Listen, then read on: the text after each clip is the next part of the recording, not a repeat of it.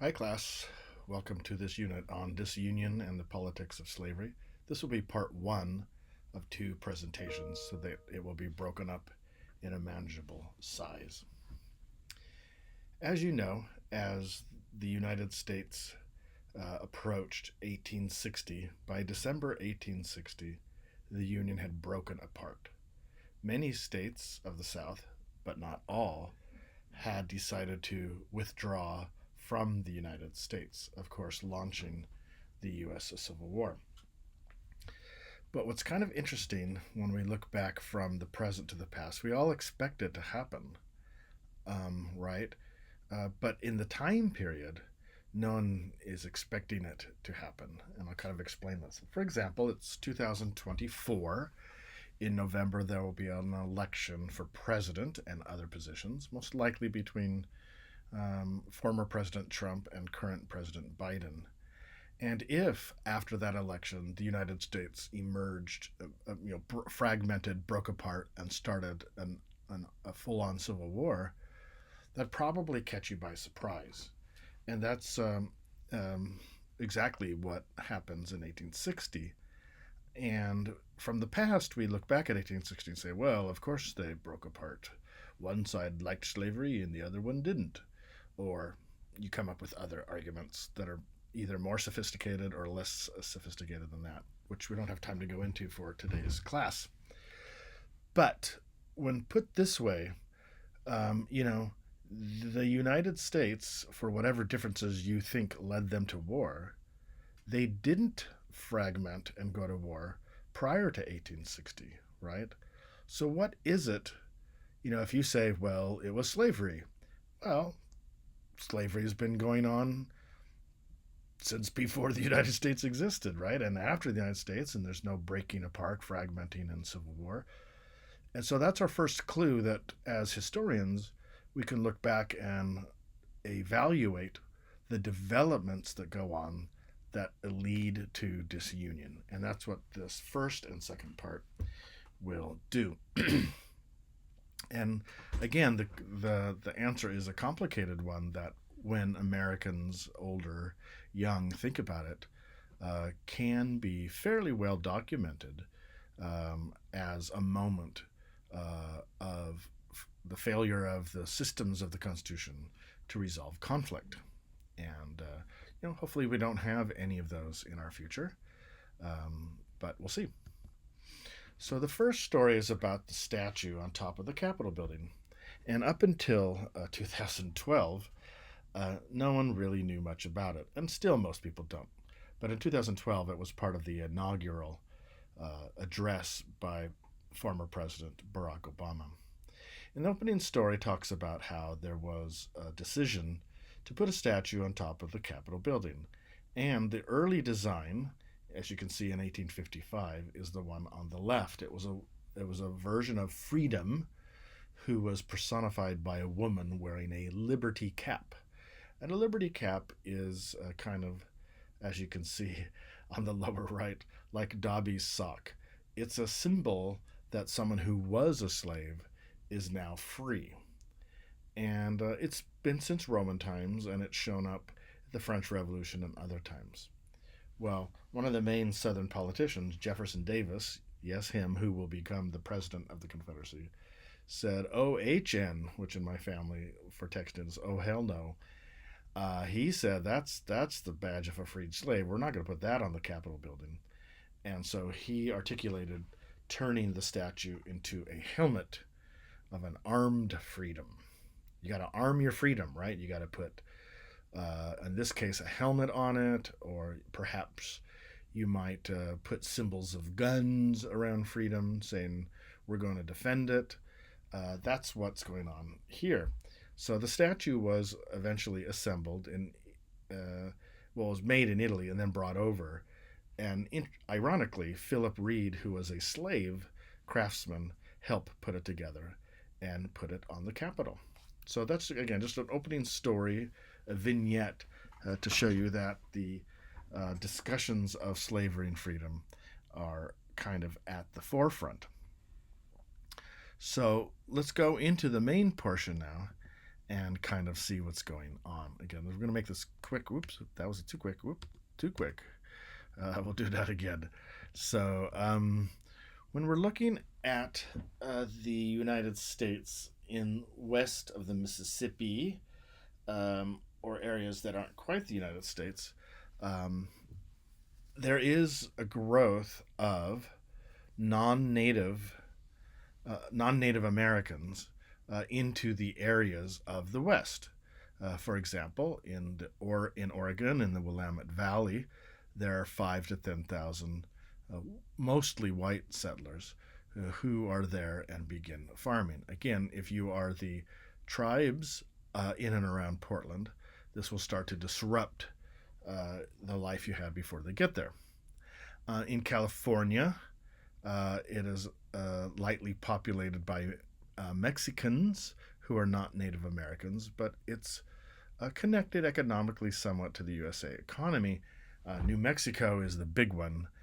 New Mexico is the major center of Mexican population in what later becomes the United States, and most of them live in Santa Fe. So 75% of all non-Native American Mexicans live in one town in Santa Fe, and economically, likewise, they're tied to the United States. The elites there send their kids to Ivy League colleges. And then in an interesting twist, the Latter-day Saint Church, or at least a part of it, flees from the Mississippi River area around Illinois to escape to Mexico, so they can carry out their system of polygamy. So they get out of the United States, where it's not legal, and go to Mexico, where they say they can do it, but it's not legal there either. But that's what they're going to do. Ironically, by the time the Latter-day Saint population gets to Utah, it's not named that at the time, it has become part of the United States. So how does this happen? The area of Alta California, Nuevo Mexico, and Tejas. How does that happen? Well, Texas is one of the shifts. And in an odd way, kind of a set of dominoes, the events in Texas will lead to the U.S.-Mexican War, which will lead to the breakup of the Union. So it's kind of interesting, right? So in the area, they refer to themselves by the 1830s as Anglos and Tejanos. And Anglos populate the Tejanos about 3-1. Okay, so that's something. The Anglos, by the way, have brought slaves. So Texas, for many people, certainly represents a western state today, but it has a lot of the South in it as well. And it starts from the USA perspective, from an expansion of slavery into part of Mexico. And when there are problems and resistance to the Mexican government, the Mexican president and general, Antonio Lopez de Santa Anna, comes to Texas to put them in line because they're disobeying the law. Anglo-Texans say, we're going to rebel against the Mexican government to give, well, no, the Mexican government, I'm sorry, is going to give liberty to our slaves and make slaves of us. So, ironically, if you think about it philosophically, they don't mind that the slaves are slaves, but they don't want Santa Anna to come to free the slaves and make the owners of the slaves slaves. And so the Mexican army comes, and in an interesting twist, most Americans wouldn't even recognize that the Alamo was a defeat. The Anglos and Tejanos are defeated at the fort of Alamo. And they're also defeated 2 weeks later at the fort of Goliad, which is Spanish for Goliath. But about a month later, they rebound and are victorious at the Battle of San Jacinto. And so the Texans, with Sam Houston from Tennessee being one of the main players, they get Santa Anna to not only surrender, but to tell Texas that they are now free from Mexico. That would be considered in the past 200 years of diplomacy to be something you can't do. You can't go on a battlefield, defeat them, and then make the general sign away, a part of the country, the whole country. That's to be done diplomatically later.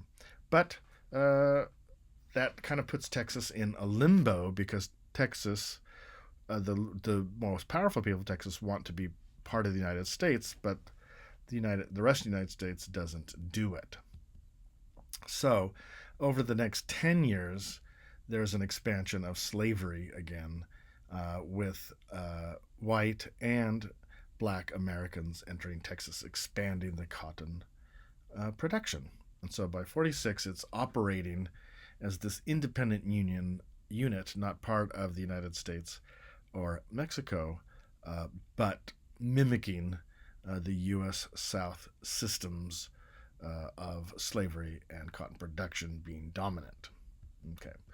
So as you'll read, and we'll go pretty quick through this part, there is this back and forth in politics that you'll read about whether they should be annexed or not.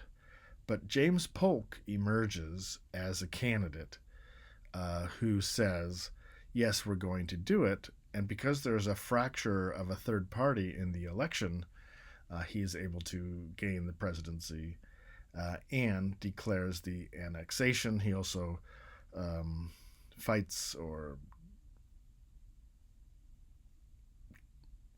interacts with Britain to create the northern border at the 49th parallel, even though he had said the 54.40 would be the parallel. He did the 49th. And, like a good politician, he says, see all the awesome stuff I gave you and don't listen to what I used to say in my campaign. At the bottom, though, Mexico does not listen to the United States, who keeps trying to acquire its property. And it does not recognize Texas as an independent state, right? The U.S. North is not going to recognize the Confederate States as independent, so this is pretty normal. There you can see 5440. That's where he said the Oregon border would be. British Columbia, Vancouver Island, that would all be America. But Polk recognizes he doesn't want a two-front war. Now back to the South, there's a disagreement. I know, shocking, between where the southern border of Texas is. You can see on the right, there's the blue water of the Gulf of Mexico, and it says the Nueces River. And that is where Mexico says the border of Texas is. And you can see that's a big deal because only the yellow territory would be considered Texas. But the Tejanos and the Anglos, and now we're going to just call them Texans, claim that the Rio Grande is the border. And you can see that adds a lot more territory. And neither of them agree as we approach 1846. And so in 1846, you have to think about it. In between, we'll go back to this. If any American troops enter the striped zone, Mexico will consider that an invasion of Mexico. And if any Mexican troops move into the striped zone, the Texans and the United States will consider it an invasion of the country. And that does lead to war, where Polk says, hey, they crossed the line that we have said is the boundary. There are dead people. Let's go to war. And back in those days, of course, Congress would declare war. Again, I'm going to go through the war pretty quickly because the bulk of the chapter is about disunion. So there is an American operation in California. Oh my God, let's see if I can quiet that. And it is really successful in that it's able to take over the Bay Area pretty easily, and then it's gonna move down from there. New Mexico, again, as I've already told you, is one of the main areas of the north of Mexico. The New Mexican area, the elites there, they don't fight back at all. That's an easy conquest. They're like, yeah, that's fine. And so in California and Santa Fe, New Mexico, the war is going along just fine for the North Americans. But it will be below, in the north of what we now call Mexico, where the bulk of the fighting occurs. That fighting and in Monterrey and other places is, um, eventually won by the American armies. And then at the very end, once the north of Mexico has been defeated, the Marines and others invade at Veracruz, which is the coastal town near Mexico City, and then defeat Mexico City. Right, and that's where part of the Marine hymn comes from, the halls of Montezuma, and so forth. So after the war, there is a treaty at Guadalupe Hidalgo in Mexico, and one, it confirms that Texas is part of the United States. Two, Mexico cedes the area of what we now call the Southwest United States, getting $15 million. And then, interestingly, we don't have time to go into it much in this class. Mexican citizens who are on the wrong side of the border or the north side of the border will retain their rights as Mexicans, and they could choose to maintain their Mexican citizenship and operate freely as Mexicans in the United States of America. And again, just giving you a little bit of tidbits what some of these issues might be is, for example, as a Mexican citizen, as a couple, the man and woman who are married, they own all property jointly. It's called community property, right? And that might kind of surprise you because that's how it is today. I've been married for like 1 billion years with my wife, and every cent that we've earned since we've been married belongs to both me and her equally. Doesn't matter who went to work to earn it or anything like that. So these inheritance rights that are more gender equitable for Mexicans might be something they're interested in. So again, not part of this course, but I thought I'd bring it up. You might find it kind of interesting. And for those of you who do have two last names because of some sort of Spanish or Latin American heritage, that is the main reason a mother's name and a father's name was given, was for so that legal legitimate children of the couple have inheritance rights. So your last name matters. For you Game of Throners, if your last name is Snow, even if your mom or dad was a Stark, you have no rights to inheritance. Okay, so here's just kind of a visual of that. If we look to the far left, you can see the California area campaign was successful. Also, coming from Fort Leavenworth in Kansas, you see that area through Santa Fe and then eventually to San Diego, California is successful. The major portion then is in the north of Mexico at Buena Vista and Monterrey and Palo Alto and Tampico, and eventually the American forces are successful. And then the fourth wave, if you will, is Veracruz to Mexico City. Okay, so this is the flag that people made up for the northern attack. Here is the city of Monterrey, if you do not know it well, where one of the main battles was fought. If you do watch soccer games from Mexico or any sort of international events that are at Monterrey, you'll recognize that mountain behind there. And then towards the end, near Mexico City at Chapultepec. So this is the area in red that Mexico ceded, and the yellow will come later. There will be an additional purchase from Santa Anna to the United States, right? Okay, so going back to 1820, something we didn't learn about, there is, all I want you to concentrate on this, is the line 3630. And at that line of 3630, the compromise between those who wanted slavery to extend west and those who did not, that's overstating it a bit, was, okay, Missouri will come as a slave state above that black line, but from now on, any state above that black line is not open to slavery, only territory south of there. Okay. Just want to point out that there were many Americans, and Lincoln is one, that thought that American presidents who just used war as a toy, as a tool for personal gain or, I don't know, glory, that this was a bad thing. So anyway, We'll move on. So, in the post uh, 46 world, one interesting development is that California, of course, people there discover gold, which means that 2 to 300,000, mostly male Americans and Chinese and Mexicans and Canadians and many other ethnicities go to the area. So California begins in begins. I know it's already existed before, but in the post-Mexican period, it becomes highly cosmopolitan, racially diverse, and that is due to the groups going um, after the gold. So if you imagine California to be, uh, this place of ethnic plurality, um, you know, uh, and other. I won't say a bad joke I used to hear. I'm from California. When I lived in Utah for a while, to hear a bad joke about it and how it was the granola state, and you can fill in the rest on Google. This is a very early development of American-controlled Mexico. So that's what's going on in part one.